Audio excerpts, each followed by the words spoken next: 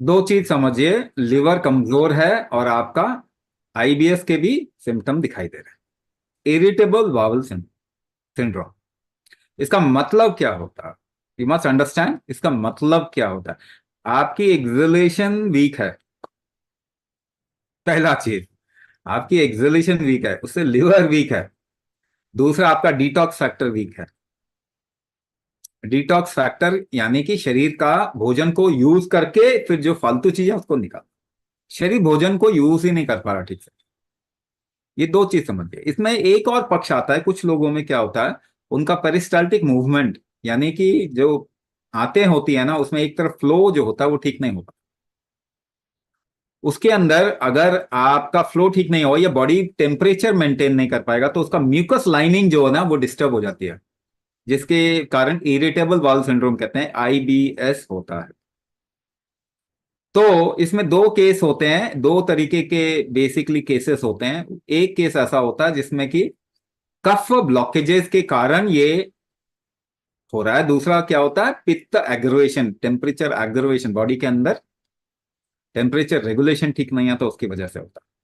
Usually liver के साथ में, हाथ में पाँव में पसीने आ रहे हैं तो ये लिवर के साथ में एसोसिएटेड है, पित्त पक्ष का होता है ये, लिवर कमजोर होने के कारण होता है। और एक और कंडीशन जो दिख रही है इसके अंदर वो आईबीएस की दिख रही है। लिवर को एम्पावर करने का तरीका क्या है? अब इसके साथ में मैं एंजाइटी को जोड़ूंगा, ठीक है। लिवर को स्ट्रॉन्ग करने का तरीका क्या है, जैसे मैंने बताया। अब जरा इसको, जो जिस बात को मैंने बताया, एक्सेलेशन वीक है, इससे जोड़ते हैं, तब आपको ये सोल्यूशन मिल जाए, एंजाइटी बिल्कुल खत्म हो जाएगी। एंजाइटी आपके शरीर में तब आती है जब रिस्क बहुत ज्यादा होता है, जब आपकी बॉडी की रिलैक्सेशन एबिलिटी जो होती है वीक। इसमें एक और चीज देखी जाती है, उसे कहते हैं एड्रिनल ओवर एक्टिविटी या एड्रिनल फटीग। आप जरा गूगल में ये पढ़ लीजिए। मगर क्या उनको भी कारण नहीं मालूम होता। वो ना ऐसे नामकरण संस्कार में ना, ये गोरे बहुत तेज हैं, ये नाम रखने में तेज है, ठीक किसी चीज को नहीं करते, इनको कुछ मालूम ही नहीं है। सबसे मूर्ख प्रजाति, दुनिया बर्बाद कर दी इन्होंने पिछले 300 सालों में। सबसे मूर्ख प्रजाति है, लाखों सालों की ह्यूमन हिस्ट्री में सबसे मूर्ख ये गोरे जो है ना, ये किसी को नहीं छोड़ेंगे। ये खुद तो जीना इनको आता नहीं है, बाकी दुनिया की हालत खराब करेंगे। तो नामकरण कर देते हैं, adrenal over activity, adrenal fatigue, ऐसे नाम कर देंगे।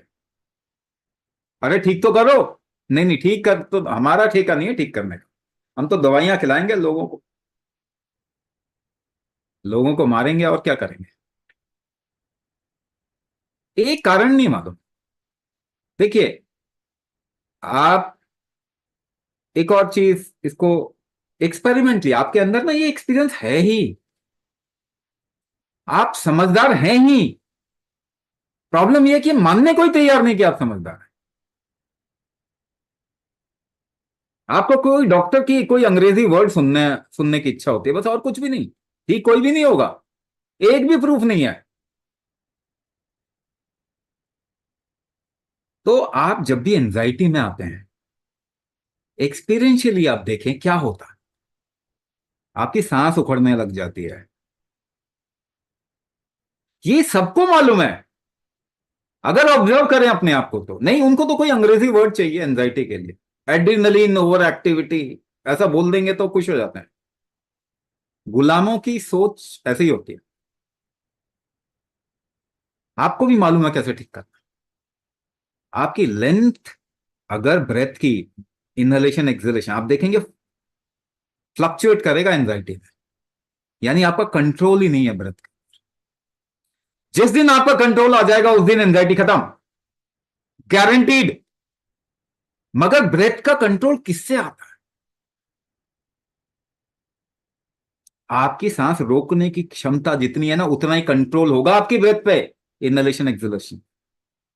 इतना सिंपल है। कुंभक करके एंजाइटी 100% चली जाएगी। कितना टाइम लगेगा, हर पर्सन के हिसाब से टाइम लगेगा।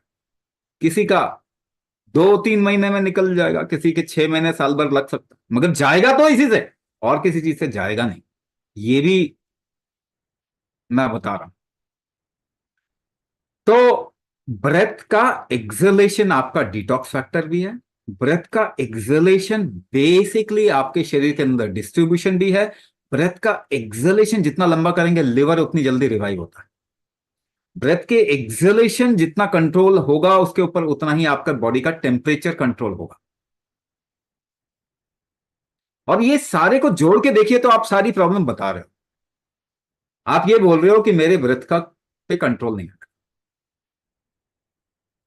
मगर वो काम तो करना ही पड़ेगा ना। क्या ऑप्शन है इसका? कोई दवाई से ठीक हो सकता है? दवाई से तो हुआ है, आपको ठीक कैसे होगा? और जितनी दवाइयां खाओगे उतना खराब हो।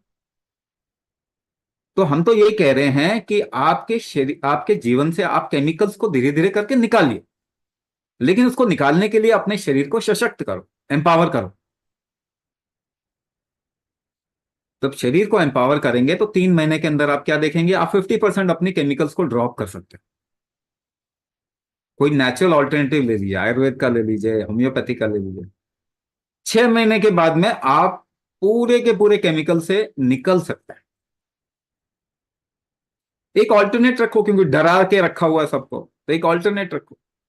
1 साल के अंदर इतने आप एम्पावर हो सकते हैं, आपको किसी दवाई की जरूरत नहीं पड़ेगी। आपने ऐसे केसेस सुने होंगे ना कि एक ऐसे भी इंसान थे, इनको कभी दवाई खाई नहीं लाइफ में। और मुझे बताइए, 100 साल पहले कौन दवाइयां खाता था?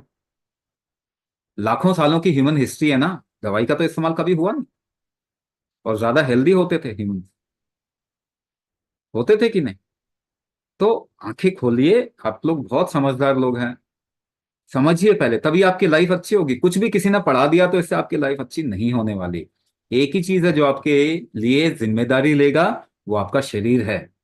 ना तो आपके घर वाले ही जिम्मेदारी ले पाएंगे, लेना भी चाहेंगे तो भी नहीं ले पाएंगे।